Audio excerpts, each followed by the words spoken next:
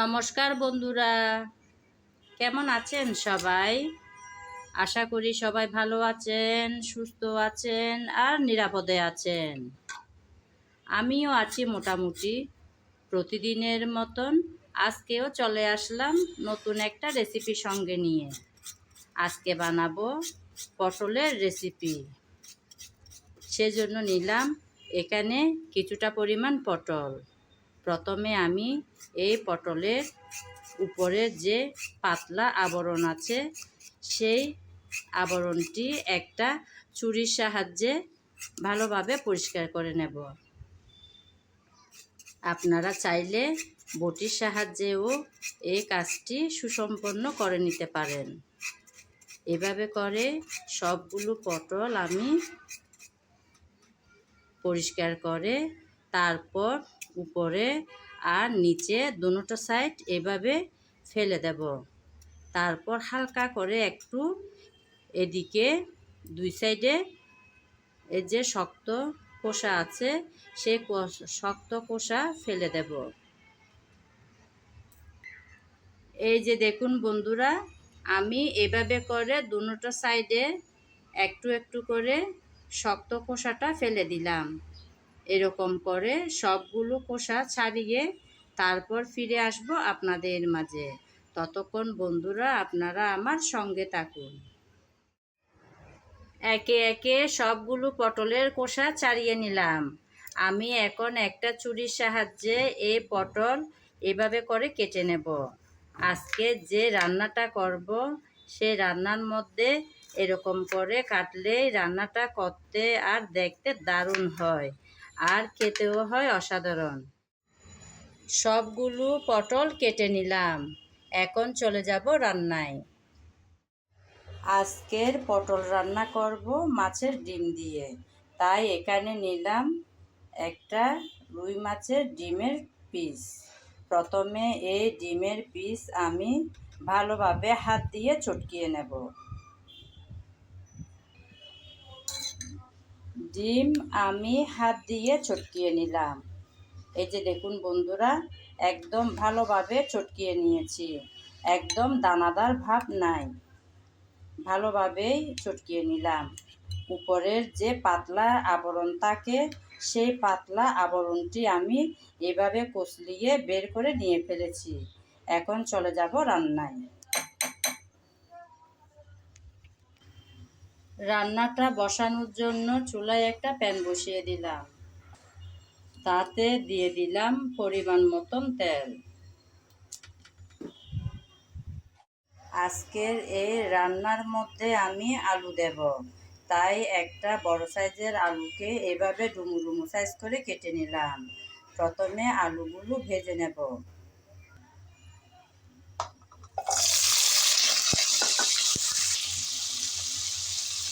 কিছুটা হলুদ আর কিছুটা লবণ দিলাম।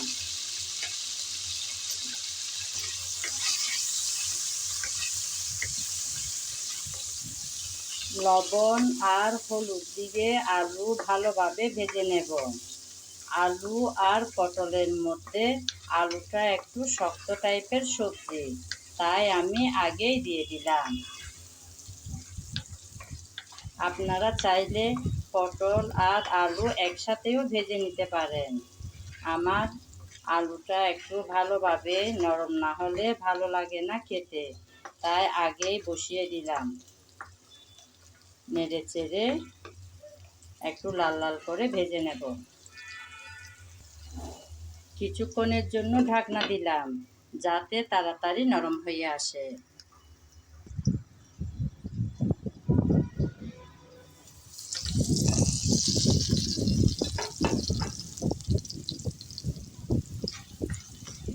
ঢাকনা দিয়ে আলুটা কিছুক্ষণ ভেজে নিলাম।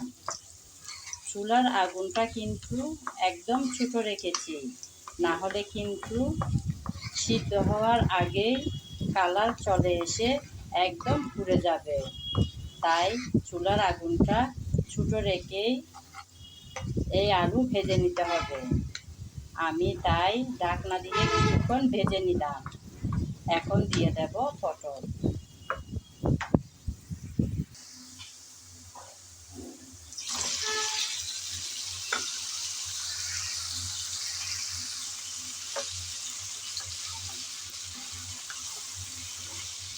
পটলগুলো দিয়ে আলুর সাথে নেড়েচেড়ে ভালোভাবে ভেজে নেব।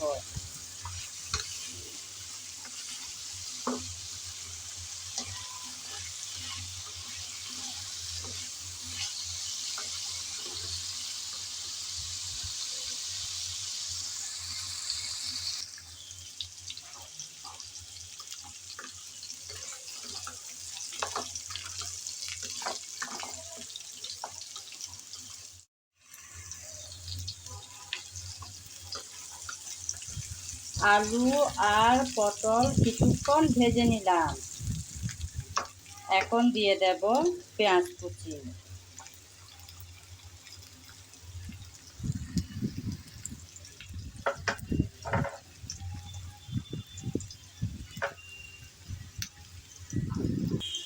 তারপর দেব আদা আর রসুন বাটা।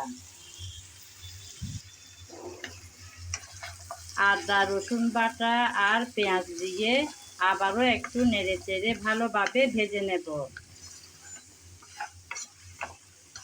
এভাবে ভাজতে ভাজতে অনেকটাই সিদ্ধ হয়ে আসবে আজকের এই সবজি।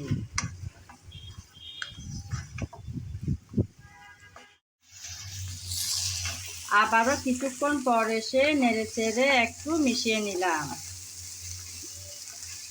সব কিছু ভালোভাবে ভেজে নিলাম। এখন দিয়ে দেব কিছুটা হলুদ, তারপর মরিচ। ঝালটা আপনারা আপনাদের পছন্দ মতন দেবেন, তবে এই রেসিপিটা একটু ঝাল ঝাল হলে ভালো লাগে খেতে। এখন দিচ্ছি জিরা, ধনিয়া, গরম মশলা একসাথে গুঁড়ো করা পাউডার, তারপর স্বাদ মতন লবণ।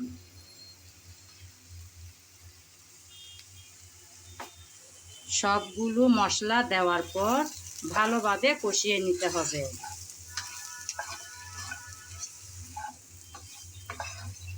মশলাটা দেওয়ার পর তেলের মধ্যে ভালোভাবে এভাবে আগে একটু ভেজে নিতে হবে।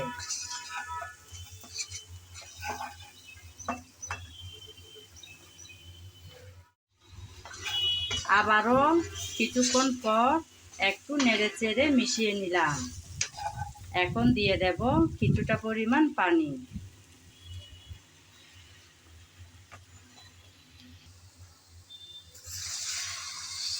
মশলার বাটিটা ধুয়ে কিছুটা পরিমাণ পানি দিয়ে দিলাম।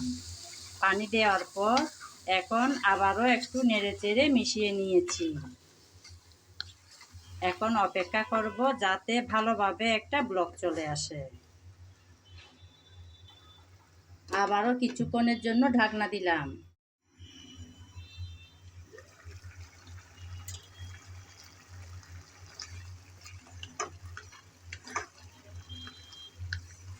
পানিতে ব্লক চলে আসার পর কিছুক্ষণ রান্না করে নিলাম। এখন দিয়ে দেব আগে থেকে যে ডিম আমি চটকিয়ে রেখেছিলাম সেই ডিম।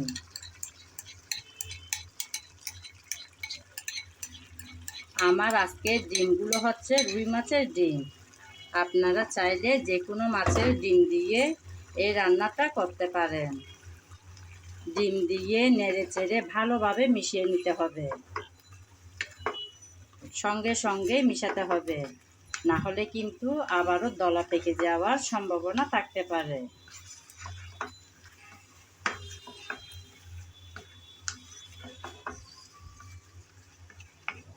ভালোভাবে মিশিয়ে নিলাম। এখন কিছুটা পানি দিয়ে দেব।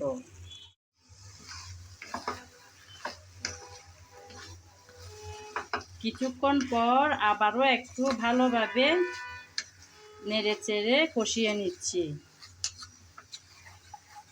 যেহেতু নিচে পানি নেই, তাই অনবরত নেড়েচেড়ে এই ডিমের ভাজার কাজটা সেরে নিতে হবে। খুব সাবধানে এই ডিম ভাজতে হবে, কারণ পানি যখন নেই তখন কিন্তু নিচে লেগে যাওয়ার সম্ভাবনা থাকতে পারে। ভালোভাবে নেড়েচেড়ে ডিমটা ভেজে নিলাম। এখন দিয়ে দেব কিছুটা পরিমাণ পানি। যাতে ডিম, পটল আর আলু ভালোভাবে সিদ্ধ হয়ে আসে সেভাবে দিয়ে দিলাম কিছুটা পানি। ঢাকনা দিয়ে এখন রান্না করে নেব কিছুটা সময়।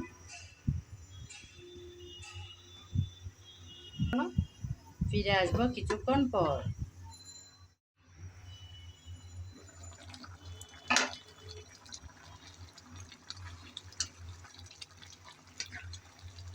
কিছুটা পানি দিয়ে ঢাকনা দিয়ে রান্না করে নিয়েছি কিছুটা সময়।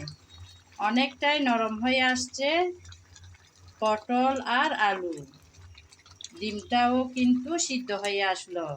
নেড়ে চেড়ে একটু মিশিয়ে নিলাম ঢাকনা উঠিয়ে। আবারও 2-3 মিনিটের জন্য বসিয়ে রাখবো চুলার উপর। চুলাটা একদম ছোটো করে দেব।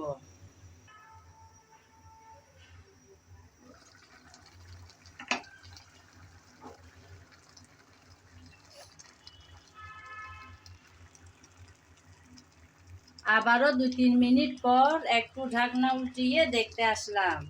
দেখুন বন্ধুরা, আমার রান্না কিন্তু একদম শেষের দিকে। সবাই তো খেয়ে থাকে মাছের ডিম, যে যেমনভাবে খেতে চায় সেভাবে রান্না করে। নিশ্চয় খেতেও হয় দারুণ। আমি তো আজকে আলু আর পটল দিয়ে রান্না করলাম। চাইলে আমার এই রেসিপিটা ফলো করে একবার ট্রাই করে দেখতে পারেন। মন্দ হবে না কিন্তু খেতে। এতটাই মজার হয় এই রান্নাটা।